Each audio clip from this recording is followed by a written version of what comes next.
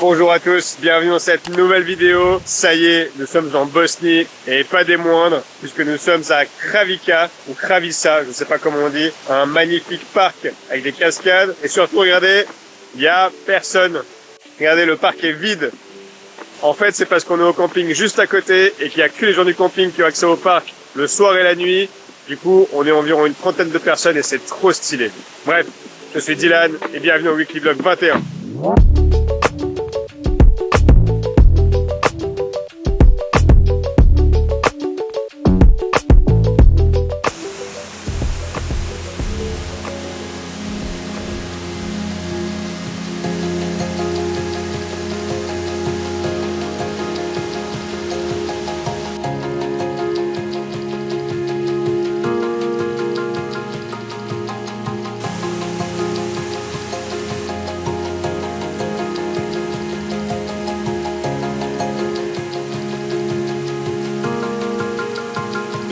Comparé à la journée, c'est clair que ça fait trop du bien d'être tout seul là, d'avoir un accès juste pour ceux du camping. Regardez, toutes les chaises sont libres.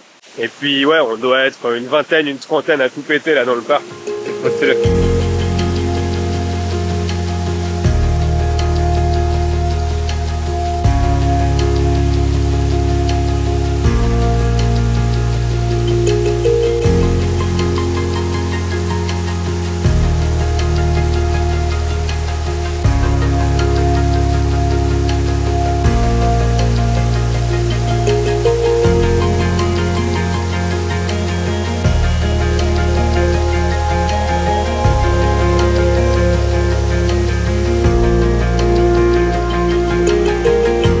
Juste avant, en fait, comme on est au camping qui est accolé au parc de Kravica, et ben on a un accès privilégié aux cascades le soir et la nuit, où en fait les visiteurs qui payent la journée, ils doivent partir à 8 h, le parc ferme à 8 h, et il n'y a que les gens du camping qui peuvent venir, donc c'est trop stylé, t'as pas de touristes, tu te balades comme tu veux, c'est vraiment tranquille, et c'est vraiment trop beau. En tout cas, on va bien dormir ce soir.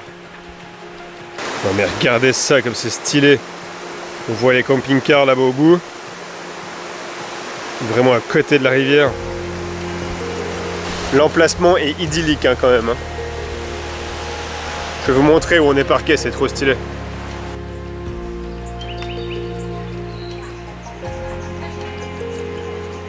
Et voilà le petit spot. Regardez ça, qu'on est tranquille, on a un accès directement à la rivière derrière nous. C'est beaucoup trop stylé.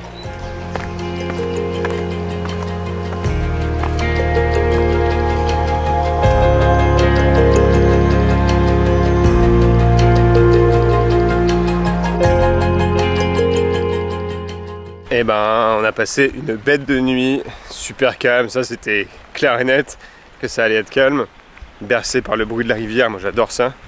Et là je vais aller voir s'il n'y a pas trop de monde au lac principal là, c'est déjà 10 h 30 et ça me plairait bien de sortir l'équipement de plongée justement pour aller voir si je trouve 2-3 trucs dans l'eau. Vu que c'est un coin très touristique, d'après moi il pourrait y avoir des trucs dans l'eau. Donc ça me plairait bien d'aller voir, je vais réessayer de mettre la GoPro. Si elle enregistre 5 minutes, c'est déjà 5 minutes de prix pour vous, donc pourquoi pas. Déjà on va aller voir le monde qu'il y a. En parlant du camping, le prix est correct, c'est 15 €, mais il n'y a rien, il n'y a pas de douche, il n'y a pas de WC, il y a juste les WC du parc là derrière moi qu'on peut utiliser, donc ça au moins il y a ça, mais il n'y a pas de douche, donc voilà.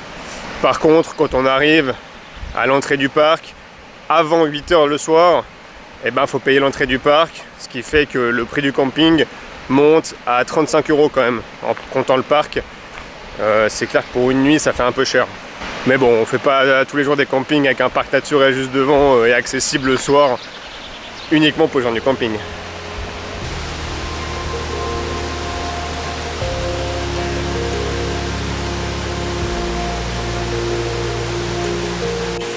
Bon, c'est cool, il n'y a pas encore trop de monde.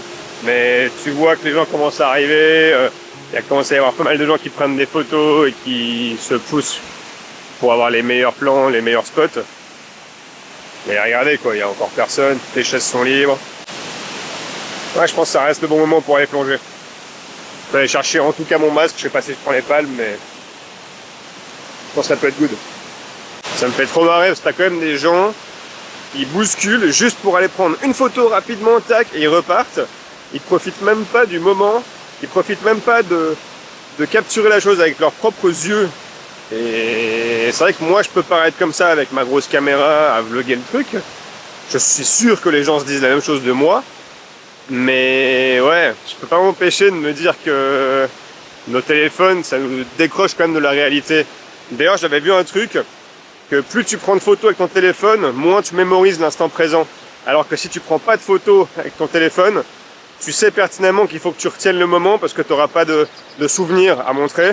Et du coup, tu retiens mieux l'instant présent.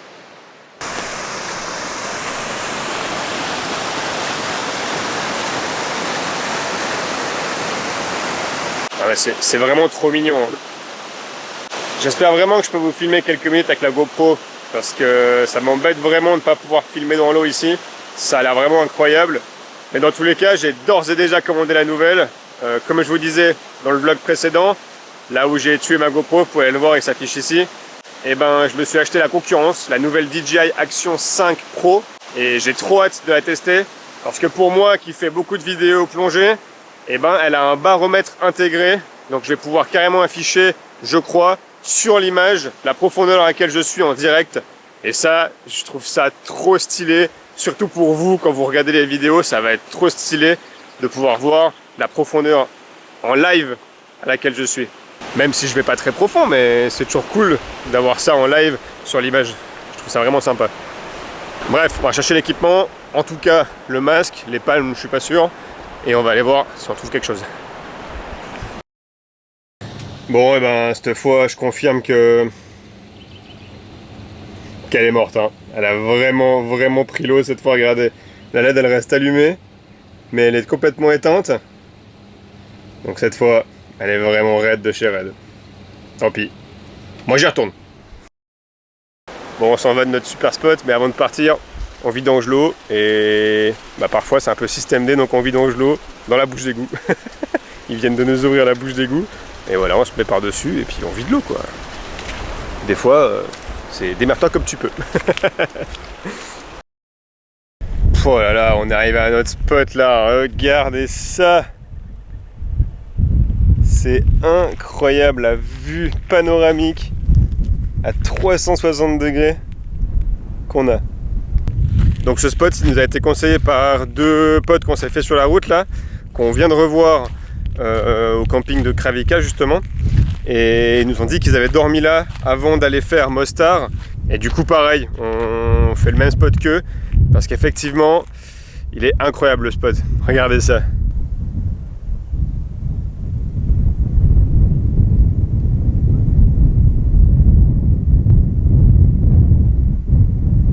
Là-bas en bas, c'est Mostar qu'on voit. Et du coup, on va demain à Mostar. Et on retrouve les deux filles qui voyagent à vélo, dont je vous ai parlé dans le vlog précédent. Donc c'est trop cool, encore une fois, de revoir des potes qu'on s'est fait durant le voyage. Bref, il fait faim. On va aller se faire un petit truc à manger. Bah, faut que je vous parle d'un truc. Maintenant, on peut faire des frites. Ça vous paraît tellement banal, je pense, mais pour nous, ça l'est pas. C'est qu'avant, on pouvait pas. On nous avait offert un four Omnia, qui est un four à mettre sur le gaz. C'est bien, mais franchement, c'est pas très pratique. Bah, surtout pour nous qui n'avons pas de gaz, qui cuisinons à l'induction. Et on trouve que ça marche pas très bien. Donc, on a des connaissances qui ont acheté un truc. Et c'est incroyable, le camping-car.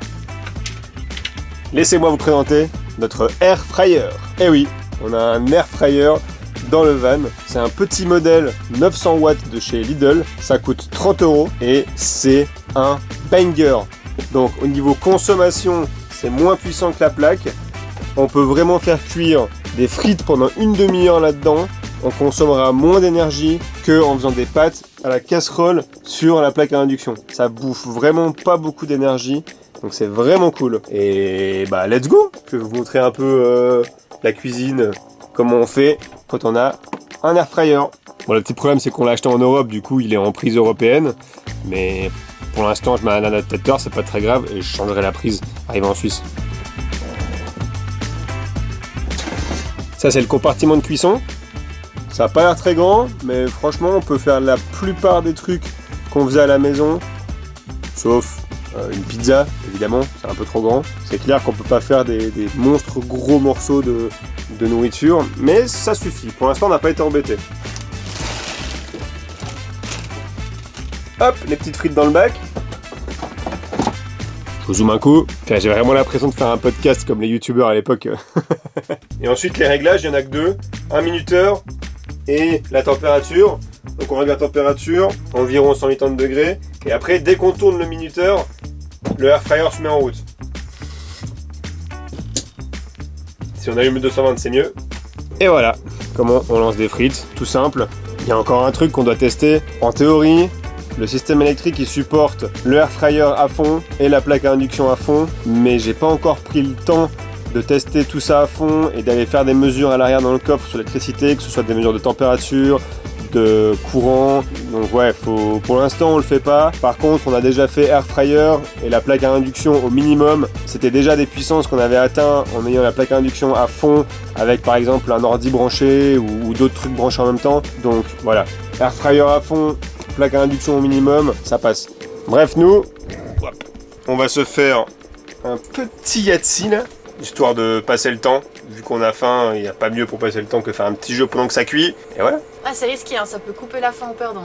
Non, elle dit ça, mais elle aura toujours faim après. Ah, c'est clair. Et je vous montre juste un truc. Quand on fait plusieurs choses à l'air fryer pour le même repas, c'est simple. Je commence par le truc le plus long, là en l'occurrence les frites. Je les sors dans une assiette. Là, dans le air fryer, on a deux petits steaks qui cuisent. Et une fois que les steaks sont prêts, je balance les frites par-dessus juste pour les réchauffer. Elles redeviennent croustillantes. Et voilà, c'est aussi simple que ça. Donc c'est vraiment trop de la balle ce air fryer. On est trop content. Le petit repas du jour. Un petit steak végétal, 2-3 frites et 2-3 haricots. Comme quoi ce air fryer c'est un banger. Et du coup généralement, je sais plus si je vous ai déjà dit, on se met une petite série en face de nous à table, comme ça. On est bien.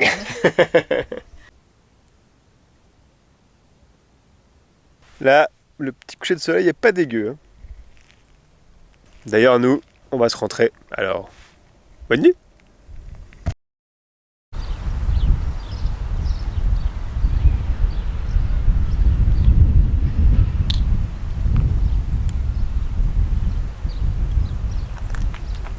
Ça y est, on est le lendemain. On vient de laisser le bus devant une caserne de pompiers. Il n'y a personne, ça fait un peu flipper. Parce que vraiment c'est l'endroit idéal pour se faire braquer le bus vu qu'il n'y a personne. On a quand même été demandé aux pompiers, d'après eux c'est tranquille de laisser le camping-car là. Donc voilà, on prend le risque. C'est juste pour l'après-midi pour aller visiter Mostar. Il faut quand même que je vous raconte hier soir, en pleine nuit, il commençait à y avoir tellement de vent. Le van tremblait, les fenêtres se claquaient, etc. Et en fait on a bougé à 5h du mat. Pour descendre un petit bout et au final on est descendu juste de 100 mètres pour être sous le vent et ça a été nickel, mais purée, la pire nuit de notre ville. Ah, c'était incroyable. Bref, direction la vieille ville de Mostar.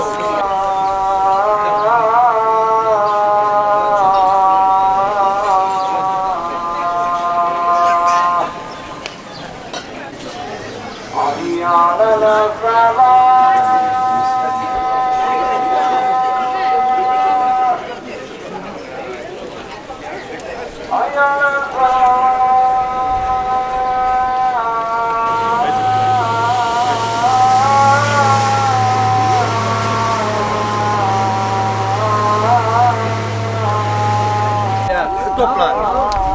Şu an daha yeni ben Eux là en fait ils quémandent de l'argent pour faire genre ils vont sauter, mais ils sautent jamais, tu les vois jamais sauter. Ah, c'est abusé le monde qu'il y a sur ce pont quand même. Tu peux pas marcher quoi.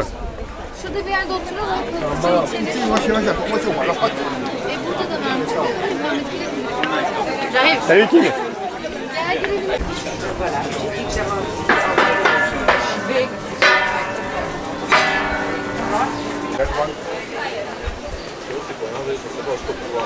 Et voilà, bienvenue à Mostar et son tourisme de masse. Il y a 7 ans, quand on est venu, il n'y avait aucune des cahutes que vous voyez derrière moi. Il n'y avait aucune passerelle.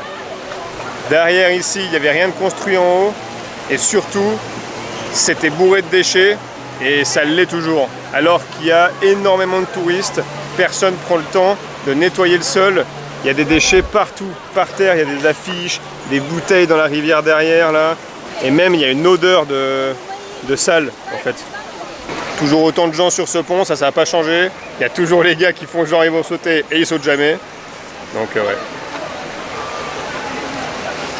Il y a des choses qui changent pas et d'autres qui changent en mal, malheureusement.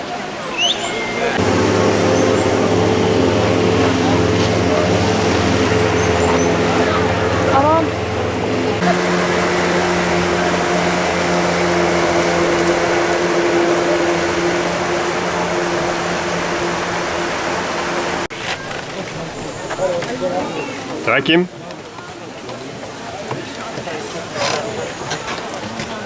Ouais, bah c'est abusé le tourisme. Pour le coup, j'avais pas ce souvenir de ça il y a 7 ans et c'est un peu, ça dégoûte un peu, non Kim? Un peu. C'est un peu trop pour nous là. Ça perd son charme. Ouais. Bah, les endroits touristiques, je veux bien, mais là c'est très concentré en plus, donc c'est un peu. Je sais pas, on a peut-être perdu l'habitude, il fait chaud. Oui, c'est peut-être ça aussi, il y a un cumul de trois choses, c'est sûr, mais... Pas bien dormi. Ouais. En fait, on trouve démesuré par rapport à ce qu'on voit, par rapport à la visite qu'on fait. On a vu des choses plus monumentales, je vais pas dire plus jolies parce que c'est chacun son avis, mais plus monumentales, plus grand, plus démesuré, avec beaucoup moins de gens en fait. C'est vrai que comme vient de dire Kim, rien que le camping il y a 2 jours, proche des cascades, hyper naturel, hyper joli, où il n'y a personne, ça fait très contraste avec là où au final on visite juste une jolie ville, une jolie vieille ville, alors qu'un monstre coin nature, cascade et tout, ben il n'y a personne. Ouais, c'est assez fou. Peut-être qu'avec le voyage on est un peu plus touché par la nature de plus en plus que les villes aussi, peut-être qu'on a changé. Oui, oui c'est peut-être notre vision aussi, c'est vrai. Ah, voilà. En tout cas, ça fait bizarre d'être au milieu de cette cohue.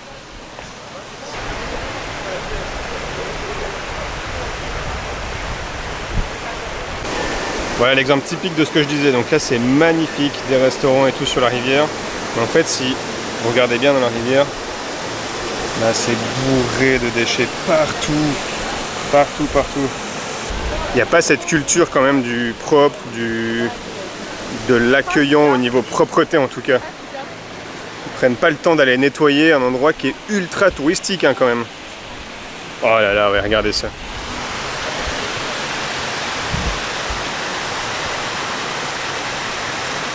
Là, vous avez clairement la vision de l'envers du décor du tourisme de masse, avec cette pollution et des pays ou des gens ou des mentalités qui prennent moins le temps d'aller nettoyer ce genre d'endroit. Après, je sais bien, comme on dit souvent, l'écologie, c'est un problème de riches, mais il ne faut pas venir me dire que Mostar n'a pas les fonds pour payer un nettoyage des rivières, parce que c'est un truc méga touristique, donc ils doivent largement avoir assez d'argent pour payer quelqu'un pour nettoyer.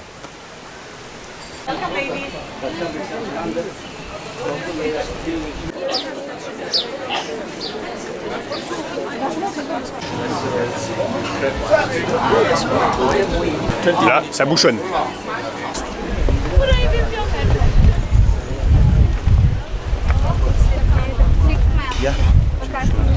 Ah, le passage du pont, c'est une galère quand même. Hein. Et surtout, ça glisse tellement. J'ai failli me péter la gueule avant, moi. Du coup, ça m'intéressait de savoir si on pouvait sauter du pont. Déjà parce que d'un côté, il y a une part de moi qui a trop envie de sauter de ce pont, vu comme il est impressionnant. Alors je sais pas si j'oserais, hein, si j'arrive en haut pour sauter. J'ai l'impression que oui, mais on ne saura jamais. parce que justement j'ai demandé à un mec qui saute le prix. D'abord, ça coûte 20 €. Tu vas t'entraîner à côté, il y a un grand plongeoir et le mec il t'apprend à sauter, il regarde que tu sautes bien. Et si c'est ok pour lui, que tu sautes assez bien, tu peux aller au pont. Et là c'est 30 balles de plus pour sauter du pont. Par contre, le truc super cool, tu reçois un certificat comme quoi tu as sauté du pont. Il note ton nom dans un registre avec tous les autres touristes qui ont sauté. Et si tu reviens à Mostar, tu as le droit de sauter gratos les fois d'après. Mais ouais, c'est hors de prix quoi, 50 balles. Et t'es même pas sûr, après les 20 premiers euros, de sauter au pont. Donc ouais, c'est un peu hors de prix quand même. Hein. Les gars, ils s'en mettent plein les poches.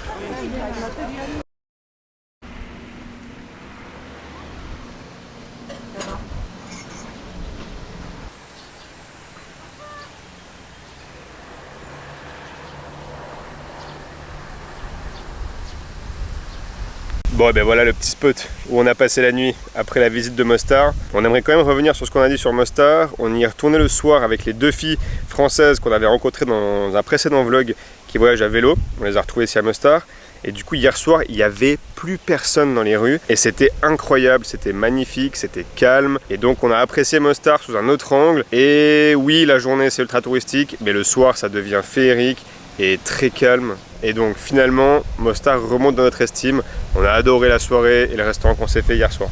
Et voilà donc le camping où on a dormi. On a le van là-bas derrière.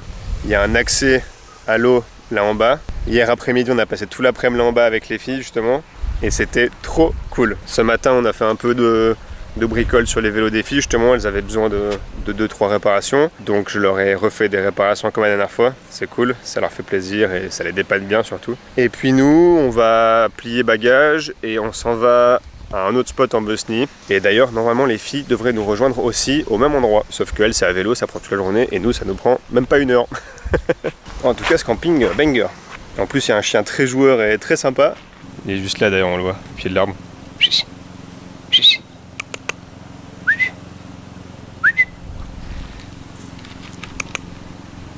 Ah bah voilà, il arrive. Coucou toi. Salut toi. Salut. C'est une caméra ça. Ah, il est vraiment trop cool ce chien. Allez, bref, on plie bagage. Nous sommes partis de Mostar et sur la route là il y avait un petit village très mignon qui s'appelle Pochiteri et c'est vraiment trop chou, regardez ça. C'est vraiment tout petit. Bah, vous l'avez vu sur la carte, c'est vraiment rikiki. Il y a, je sais pas, il y a une dizaine de maisons, une vingtaine de maisons. C'est tout petit. Du coup on va se faire une petite visite de ce petit village très mignon.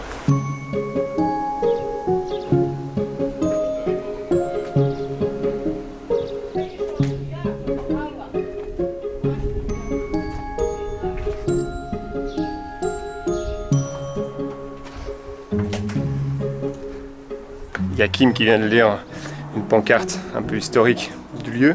Et donc ce village, à l'époque, était séparé par quartier. Il y avait un quartier spécial pour les femmes, quartier spécial pour les hommes. Et puis, dans les années 2000, il est passé à l'UNESCO et du coup, il a été rénové entièrement. C'est vrai qu'il est très mignon. On voit que c'est quand même pas super bien entretenu, mais qu'il y a quand même quelque chose qui est fait.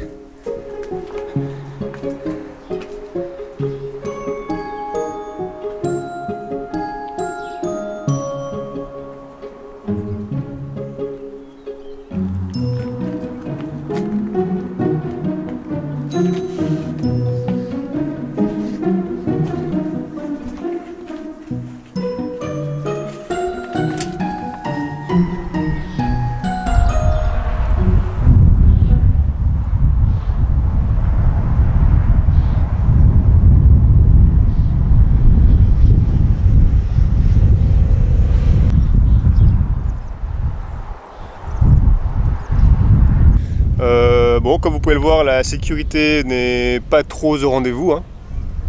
Là, je fais un pas à gauche, je suis mort. Mais c'est trop beau. La vue est incroyable. Il y a vraiment des trop belles maisons là-bas. Wow.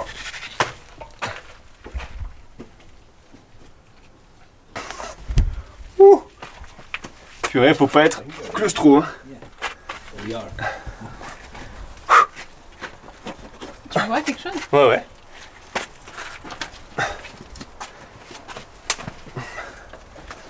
Là, il y a une première pièce. On va continuer. Purée, ça grimpe, hein. Ah ouais, trop stylé. Trop stylé la pièce.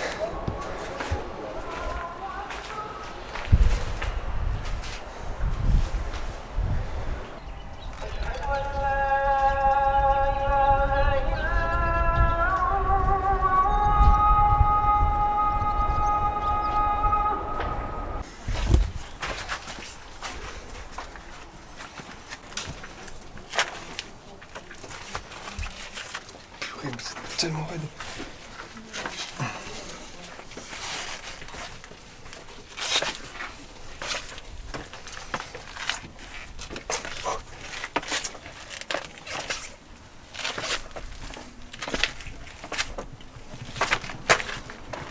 Ouais, un peu casse-gueule la tour quand même, hein.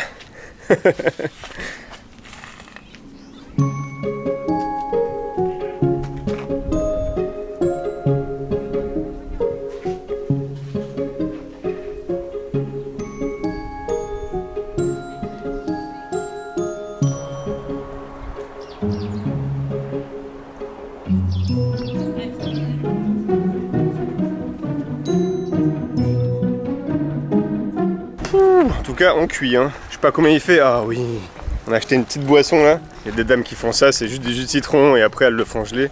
C'est trop bon. Et ouais, je sais pas, le bus en arrivant, il me disait 35 degrés au compteur. Mais là, en montant sur les pierres et tout, je me demande si c'est pas encore plus chaud. Avec la roche qui est bien chaude là. Ressenti 40. Ouais, ressenti 40, franchement là, on cuit. En même temps, on est malin, on fait la visite, c'est 13h30.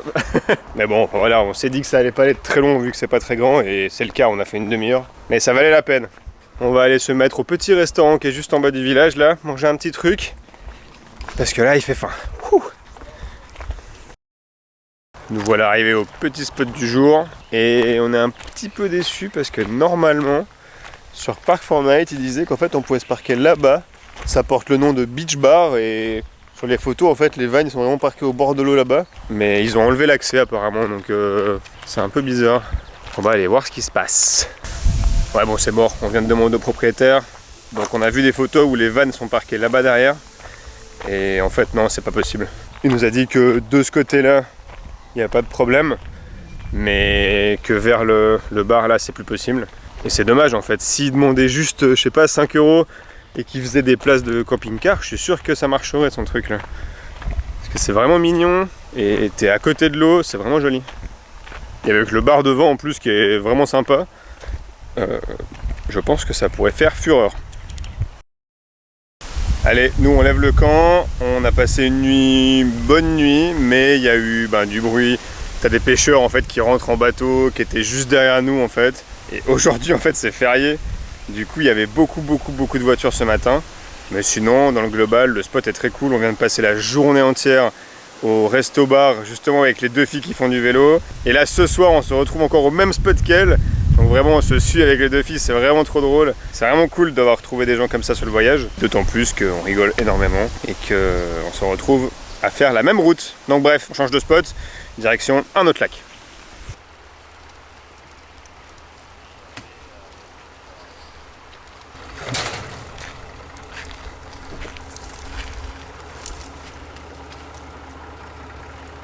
Ah, ce genre de spot, j'adore.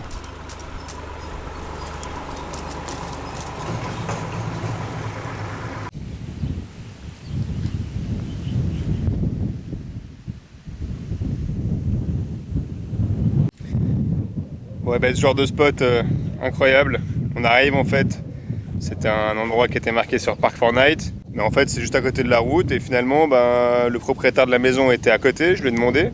Il m'a dit pas de problème pour se parquer là en bas, mais j'ai bien compris qu'il me disait un truc à propos de vaches ou chèvres ou voilà. En fait c'est juste qu'il disait qu'il allait les rentrer et qu'elles allaient être à côté de nous quoi. Et en fait il y a les filles à vélo qui arrivent, donc on va voir si elles peuvent se mettre en tente à côté de nous, mais c'est pas sûr.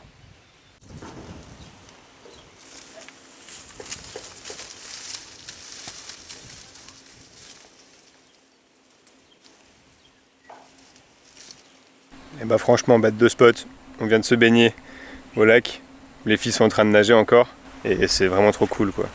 Le gars est vraiment trop sympa, On arrive à peine à communiquer, il a juste quelques mots d'allemand, c'est tout. Et on a compris qu'il était croate et qu'il était venu habiter ici, qu'il avait fait 5 mois en Allemagne. Mais ouais, c'est dingue de se dire que même sans avoir une langue en commun, on arrive à se comprendre, à dire oui, dormir là, oui, pas de problème. Incroyable. Du coup, les filles, elles vont mettre la tente là derrière pour dormir. Et puis demain matin, on aura de nouveau les vaches et les chèvres qui nous passeront à côté pour sortir dans leur parc. Bref, moi je retourne vers les filles avec une petite bière. Et puis on se dit à demain. Et bien écoutez, la nuit fut pas trop mal.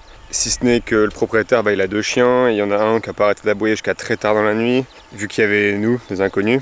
Et après le matin, il a sorti les bêtes à 5 h du mat, donc ça nous a réveillé avec le tracteur quand il a mis les bêtes dans le champ derrière là. Mais sinon, à part ça, super nuit. Très calme. Et puis là, les filles sont parties à vélo. Nous, on range le bus gentiment et on va y aller. Et ça me fait un peu mal au cœur parce qu'il y a 2 chiens dans une cage là-bas. Un qui a l'air un peu plus vieux et un très jeune. Et depuis tout à l'heure, ils pleurent, ils couinent. Ça fait vraiment mal au cœur. J'ai été leur mettre de l'eau, mais ils avaient déjà de l'eau un peu moisie, de la vieille eau. La cage elle est un peu insalubre, ils sont dans leur caca, etc. Ça fait un peu mal au cœur de voir ça. Et surtout de rien pouvoir faire, le gars est pas là, donc je peux pas lui demander de sortir le chien ou comme ça. Et puis je vais pas me permettre d'ouvrir la cage, d'ailleurs j'ai pas envie de me faire mordre. Ça reste quand même sûrement des chiens de garde, mais ouais, ça fait mal au cœur. En tout cas, les petites chèvres du champ, elles sont trop mignonnes, elles ont fait la fête hier. Je vous mets quelques photos là. Elles étaient vraiment trop drôles. Et puis là, elles me regardent au fond là, devant. Spot très très cool. Ah oui, une chose, hier soir on s'est fait exploser par les moustiques. Parce qu'il y a une mare juste là, en fait tout le bord c'est une mare ici. On s'est fait exploser par les moustiques à tel point que on s'est mis les 4 dans le van pour manger, tellement c'était violent qu'on ne pouvait pas rester dehors. Allez, nous on se met en route pour le dernier spot qui s'annonce pas terrible, mais le dernier spot en Bosnie.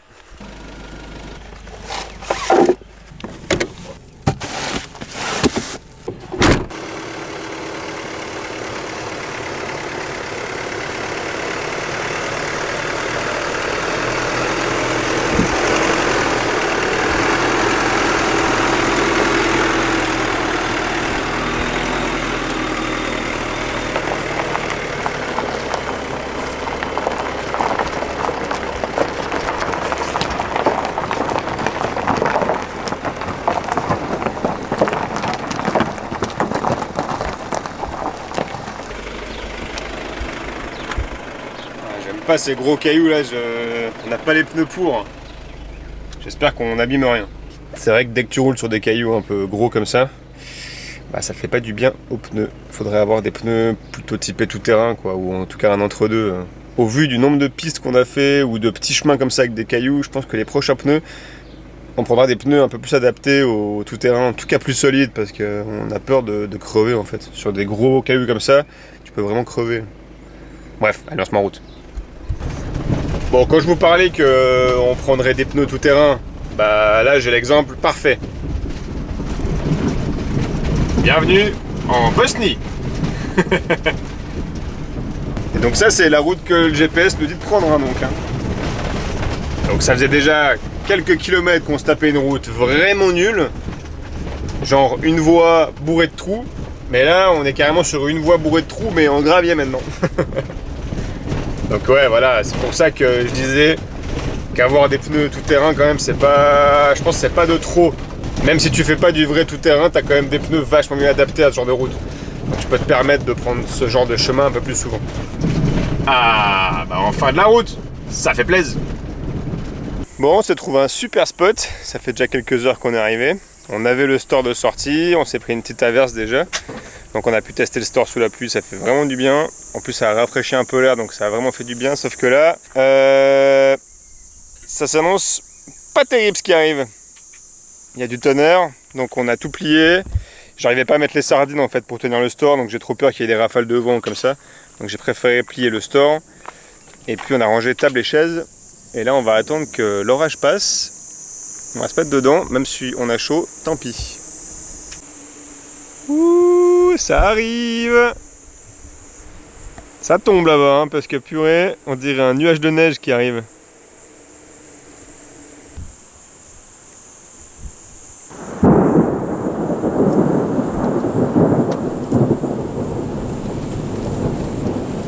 Ça y est.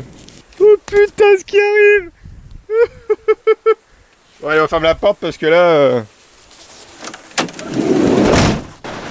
Ouais, évidemment, on voit pas grand chose par les fenêtres avec les gouttes d'eau, mais... Je pense que vous entendez, ça pleut, hein. Purée, c'est noir.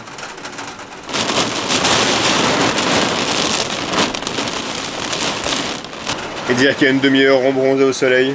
C'est bien, au moins ça rafraîchit un peu parce qu'il faisait une chauffe.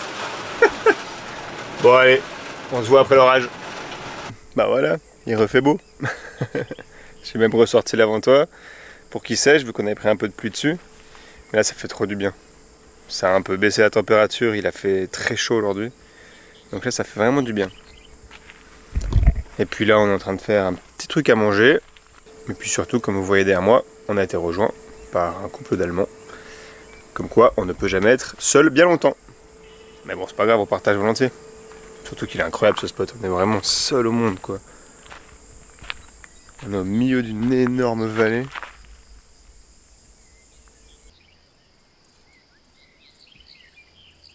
Bah, je vais profiter de ce décor et de ce coucher de soleil pour terminer le vlog ici. Partez pas tout de suite, j'aimerais juste vous dire une chose. On rejoint en fait ma meilleure amie et sa famille à Dubrovnik pour une semaine. Puis après on reste une deuxième semaine avec eux en Bosnie. Donc je sais pas s'il y aura des vlogs les 2 prochains lundis. Peut-être que j'essaye quand même de vous sortir une petite vidéo, genre un mini vlog ou alors une petite visite de Dubrovnik. Enfin bref, ça dépendra beaucoup de si j'ai le temps de filmer quelque chose et de vous faire un petit montage ou pas. C'était avec ce beau décor que je vous dis au revoir. N'oubliez pas le petit pouce en l'air, le petit commentaire, ça fait toujours du bien. Et moi je vous dis peut-être à lundi prochain, mais dans tous les cas, à dans une prochaine vidéo. Ciao! Regardez la qualité de la réparation de la schlappe.